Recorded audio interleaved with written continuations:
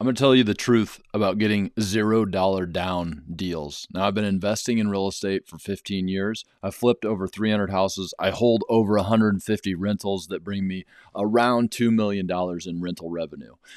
And the truth is that if you're a beginner, it's probably not available to you because it takes some advanced skills. And there's actually 5.5 ways to do a $0 down deal.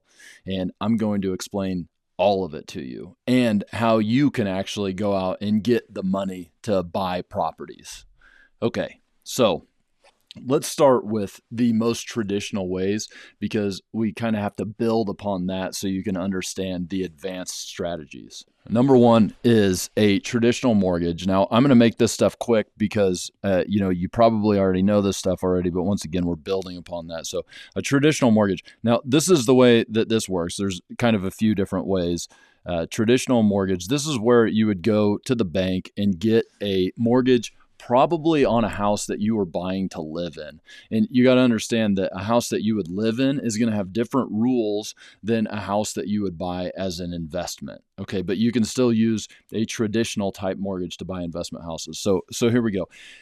If you are going to go buy your personal house, the bank is going to give you the best terms possible because it's your primary residence. You're going to pay to live in it. And the first thing is an FHA loan, which you've probably heard of. And FHA, they're going to help the bank.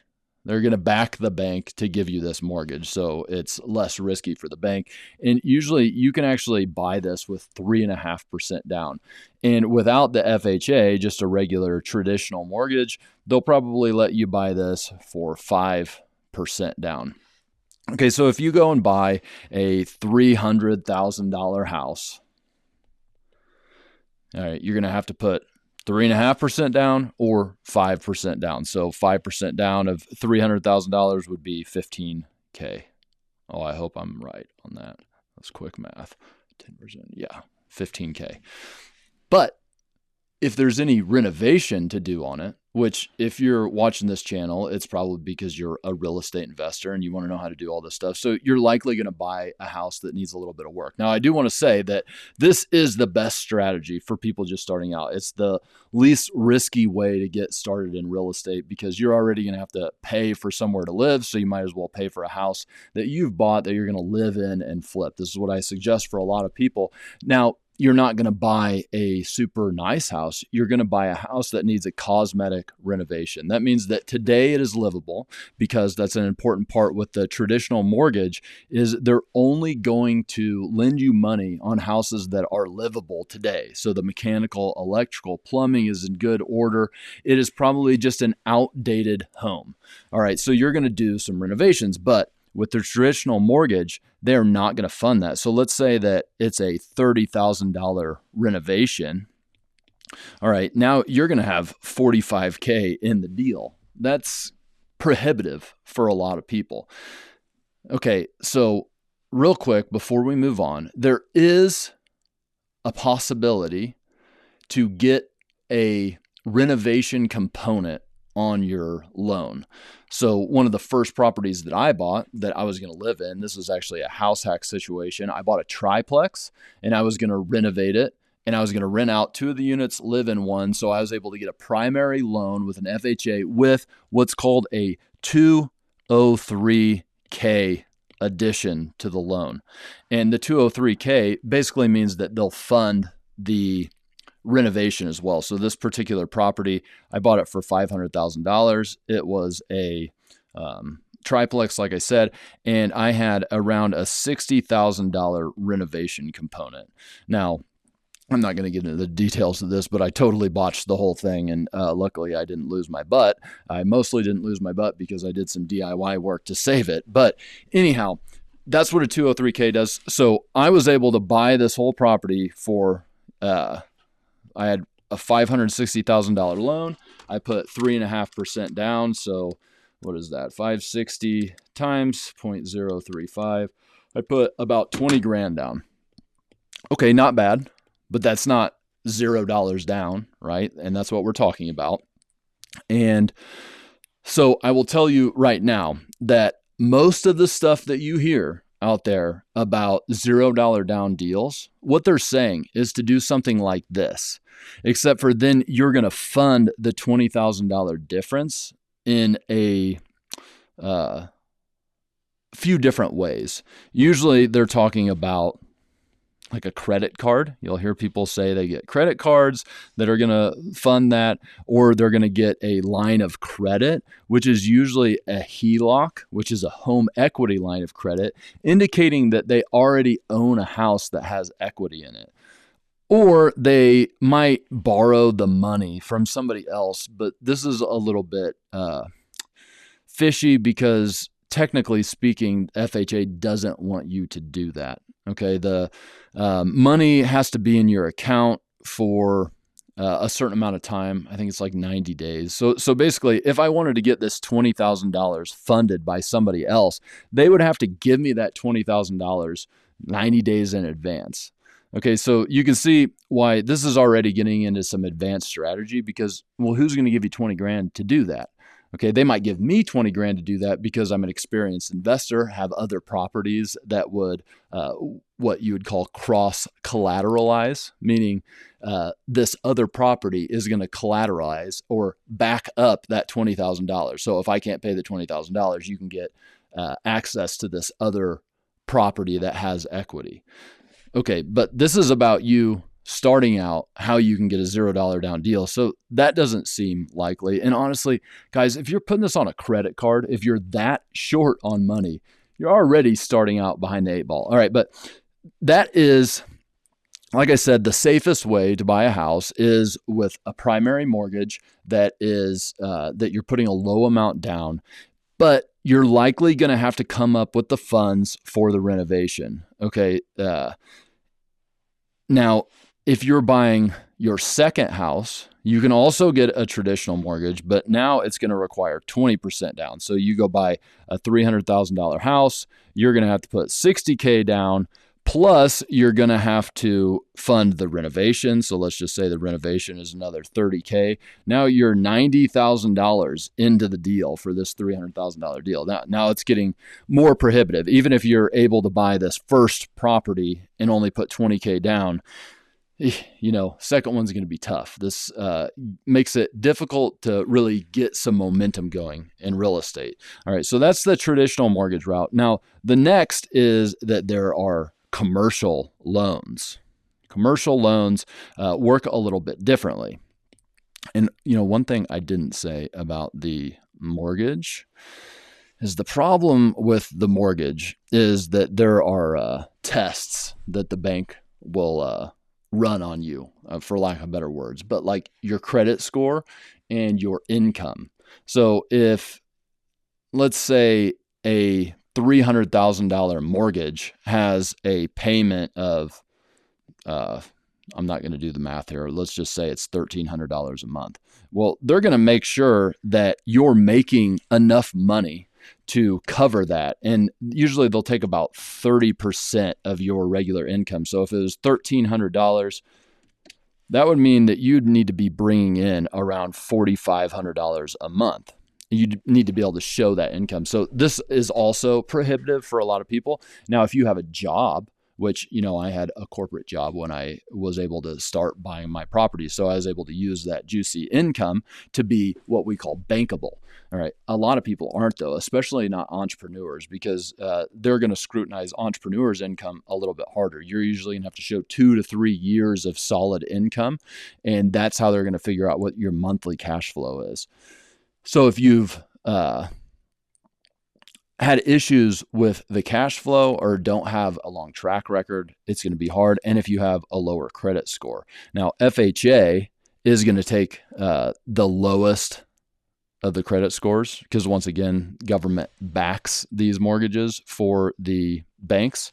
And, well, they're willing to get a little bit more risky here. All right, so now there's a commercial loan. So let's take the same example where you have the $300,000 acquisition of the house and you're going to do a $30,000 renovation. So you have $330,000 into the deal, and instead of what a traditional mortgage will do, where they give you a certain percentage of the acquisition price and you have to fund the renovation. A commercial loan will actually give you money for the whole thing. So usually they'll give you like 80%. So you have to put 20% down of the $330,000. So that is $66K.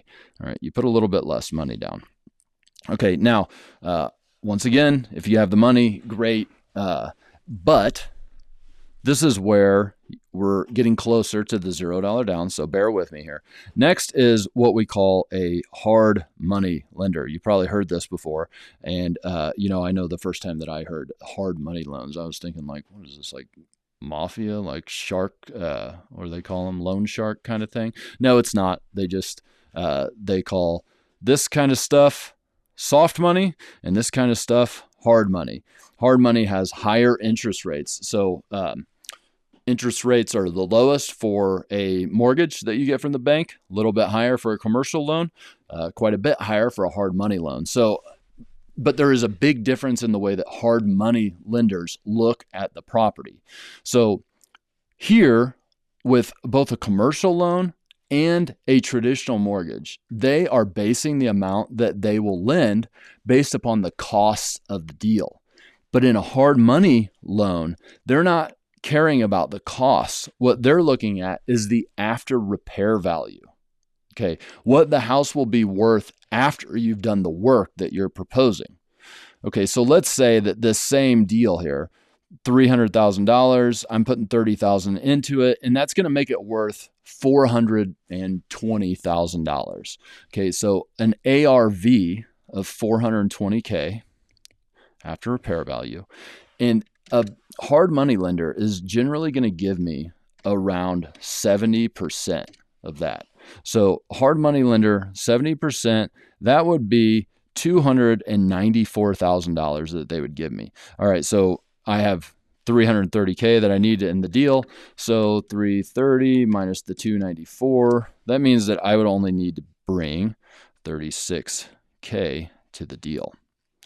Okay, it's getting a lot better. Now remember, these do have higher interest rates, usually like 10 to 12%, and they'll also require some funds up front. So they call these points that you pay on the front end. So they might make you pay 2 points or up to 4 points on the front end. And a point is just a percentage. So if I was borrowing $294,000, 2 points would be 0.02. I would have to bring $5,800 at closing. Okay. All right. Still shelling out some cash. But once again, hard money lenders, they don't care so much about the costs. They don't care so much about your credit score. You can't be a total bag, but you can have a lot lower credit score because they're really worried about securing their loan against a good property, a good deal. And that's why I harp on got to get a great deal on the front end. Okay.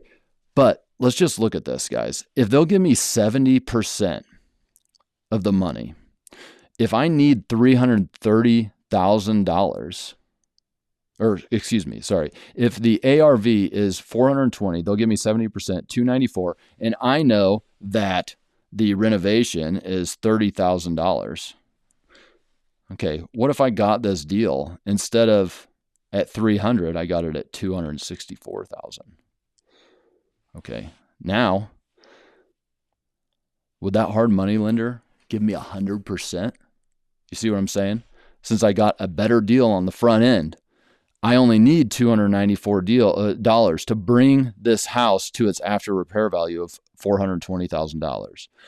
Hard money lender will give me 70%. So will they give me all of the money? And the answer is yes, they will absolutely give me all of the money. But if you're starting out, I don't think they will. Okay. And I think that some people will lead you to believe that that's the case. I think that I've accidentally led people to believe that, but I do not think they will. And I've talked to quite a few lenders out there, and it is all about the experience. So they want to make sure that their loans are secured. So first, if they know that it's going to be a $420,000 ARV, a lot of hard money lenders are in the real estate game. They're built to lend to real estate. Whereas like a traditional bank or a commercial bank, they do not want to own a property. Okay. They don't know what to do with them. They end up taking big losses. But hard money lenders, there's like more institutional corporate hard money lenders. And then there's what I call private hard money lenders. These are guys like me. Like I actually give people hard money loans. And, well, if somebody defaulted and I had to take the property back, well, fine. It's just another flip, in my project list. And that's how it works for a lot of hard money lenders. Okay, but they don't want to be in the situation where they have to take it back. Nobody likes to foreclose on something. And so generally you need to have like 5+ properties underneath your belt before they'll say, okay, I'll give you all of that money. Instead, what they like to do is they like to give you 90% of the purchase price. Okay, so even if I got it at 264, they would want to give me 90% of that. 237.6. So that would be me bringing $26K to the deal. Okay, and they will fund 100% of the $30,000 renovation. And they like to do this because then they get to control the construction funds. Usually you'll have to break down the job or the project into different checkpoints. Like I'm going to do X, Y, and Z, and then I'll call for a draw. So they'll break that $30,000 into like 4 or 5 different draws. So once you finish this stuff, we'll give you $6,000 or $7,000. Once you finish this other stuff, we'll give you some more money. And that way they control the deal and make sure that you don't go run off with that money, that you're actually doing work and improving the property towards that $420,000 ARV. You with me so far? Okay. And just remember here, guys, you are still going to have to pay this $5,800. The points on the front end could be all the way up to 4 points on the front end, depending on what lender you get. This is better. Okay. But you clicked on this video to figure out what $0 down deals are all about. All right. So the first way is, once again, a private hard money lender versus an institutional or a corporate hard money lender. A private hard money lender is kind of a guy like me, and you're probably going to find them in like your real estate meetups, your real estate groups. Like they're going to be local people that probably have their own money or like family's money, or maybe they've raised money. Okay, but they are trying to disperse that money. That's how they get paid. And so unlike going to a bank to get a mortgage, there's nobody to negotiate with. But with a private hard money lender, you can convince them that you're the guy, and maybe they'll give you that money. Of course, if you have some more experience, they're going to be a lot more likely to give you that because you're a way safer bet. That's probably not the way that you're going to get a $0 down deal in your first couple years of investing in real estate. Okay, so, but let's just write that down as one. One is a private hard money lender, not the corporate guys, and with negotiation. And a phenomenal deal. That says negotiation, guys, lay off. With a phenomenal deal. Okay, I just got to think about it from my perspective. If you came to me with the same house and you say you have it under contract for $220,000 and it's a $30,000 renovation, so you're going to be all in at $250,000, and it's like clearly worth $420,000. Oh, well, maybe. Yeah, why not? That's a pretty safe deal as long as those things can be confirmed. But obviously a hard money lender is going to know how to confirm those things because they're most likely a retired or ongoing real estate investor themselves who are local and they know the area. So they know that thing's worth $420,000. So this is going to be a reoccurring theme in everything you watch of mine. It's all about the deal. If you can get great deals on the front end, you will be able to find money, maybe even on your first one. Okay, but it's an advanced skill because finding deals is, it's a hard thing to do. By the way, I have a free, for now, school community where we talk about things just like that. Links in the description. So if you want to learn more about how we get deals and all that kind of stuff, come see me. All right, that's number one. Number two, is kind of like the cousin of a private hard money lender. And this is straight up private equity. You've probably heard that word before, but let me just explain what that means. Private equity or a private equity fund. But guys, this is basically where you go get money from people who have money. You would say something along the lines of, imagine going to your rich uncle and saying, hey, you're probably got your money in the stock market and you're making like 8 to 10%. What if I gave you 12%? I'm doing this real estate thing. Maybe you already even have a deal lined up and they'll give you the money to do it. Okay. That's going to take work. I really don't like this idea for people who have done less than 5 deals because you're really playing with fire. You're not even playing with fire. You're playing with relationships. I like doing this a lot more with a private hard money lender because they know what they're getting into. They're lending because they know it's a good deal. And, whatever, if you fail, they'll just take the property and you found them a good deal. Great. But a private equity lender, like for real, your uncle or whatever, this is usually what people are doing to raise private equity, especially early on, is they're going to their friends and family. It's like, you've all had those buddies in college who got into like selling insurance, like life insurance, or they're going to be financial advisors. And the first thing they teach them to do is like tap everybody on their phone and you just like avoid the crap out of them. All right. That's kind of what people do when they start getting private equity. You grow out of that eventually and you're getting money from people who have money and, you raise funds and stuff like that. I don't teach any of that crap here. I do it sometimes, but that's not, I really just don't think you should be playing with that stuff because once again, at the start, it's relationship people and they'll probably give you the money, but you're going to fail sometimes early on in your career. And I don't like the idea of putting that on somebody that is part of my, one of my relationships. But you do you, guys. Private equity, a cousin of that is syndication. Okay. Syndication is a lot like private equity. The difference is in private equity, generally what you're going to do is you're going to raise the money, then you're going to go find the deal. Syndication is, hey, I have this deal and I want to raise money based upon that deal. I want you to put money into this deal. So really similar here, 2 and 3. Just one more thing. Private equity or private funding.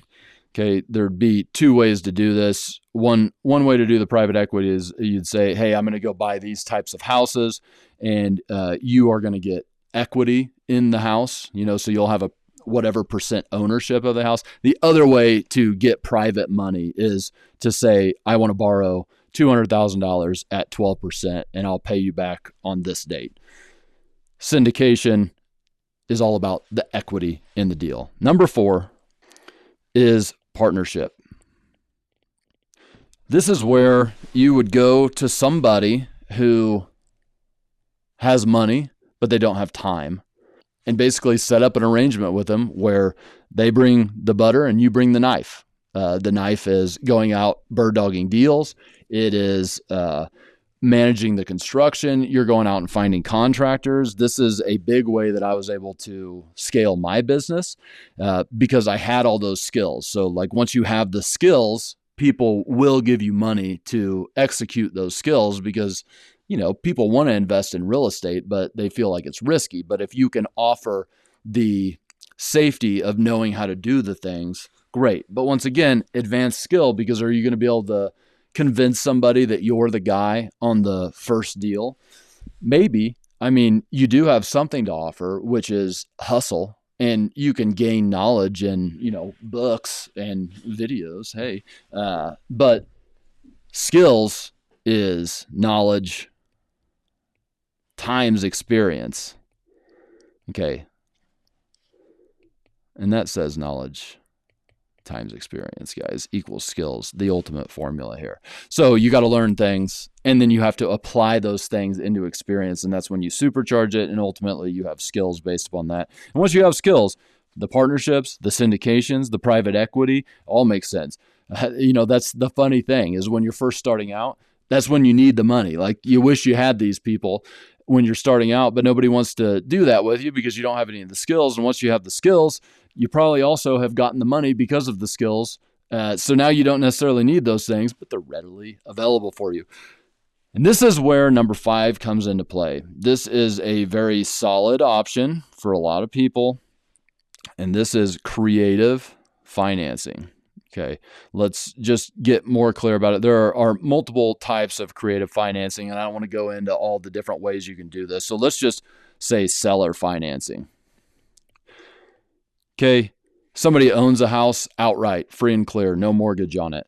And you go to them and you say, hey, I'll buy this house at the price that you want or the price that we agree upon. I just need it on terms. I need, basically for you to be the bank. This is not the sale. We're not doing role plays here. This is not how you would say it, but this is the gist, is that they're going to be the bank. They're going to give you a mortgage on the house. You're going to pay them over time. And instead of paying them cash from money that you borrow somewhere else. And that is a good option for people because, well, truly, if we're being honest about it, these things are probably not accessible to you because the people who have the money here, they're smart enough to know that, well, you don't have any skills. And so why would they give you money when there's other people out there that they could give money to? They're not going to give you money without you having some skin in the game, meaning your own cash. Seller financing, though, they probably, or at least you can find the ones that aren't thinking the same way, and maybe they'll go ahead and do that for you based on your ability to build relationships with them. And I've seen a lot of people start out this way. It could be good for everybody. Number 5.5, 5.5.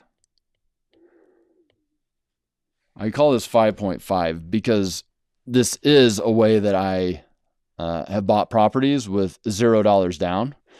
In fact, my personal house. But you kind of have to put money out and you get it back. So let me just explain my personal house here. Okay, here's what we were able to do is that we bought this house and we negotiated the price on the front end. But the trick here is that my wife's a real estate agent. So we were able to have a low amount down because it's a primary mortgage, 5% down. And then we asked for some credits on the front end from the seller. That was part of the negotiation process, is we wanted some credits, like for them to pay closing costs. They're going to pay for the real estate fees. And then we jacked up the real estate fees and gave a higher price based on it. So, instead of whatever 2.5% or 3%, we're asking for 3.5%, but, no difference to the seller because they're getting the same amount in their pocket. It was just the way we did it. So we were able to basically, through the real estate brokerage, get the amount that we had to actually put out as the down payment. Okay, so all in all, it was $0 down. It washed out. And other ways to do this is, and I've made whole videos about how you start an operation company, an OpCo, and you would work as your own wholesaler. So like you might go snuff out a deal for, let's say, $200,000. And then it's such a good deal that you put a $20,000 fee on it. And this is your operation co. Actually does the $20,000 fee to your hold co that's buying the property. So you get that $20,000 right at closing to put back in your pocket. So you basically replenish money that you had to put out. And I made a whole video about how you do that whole strategy with the OpCo and the HoldCo and the FlipCo. And that is absolutely the strategy I use. It's also the way that you can not only gain, acquire, and hold real estate, but also pay for your groceries, because there's a big cash flow problem in real estate, and this kind of solves it. I did make a whole video about it, and I hope you go watch that one next. Thanks for hanging out. See you guys later.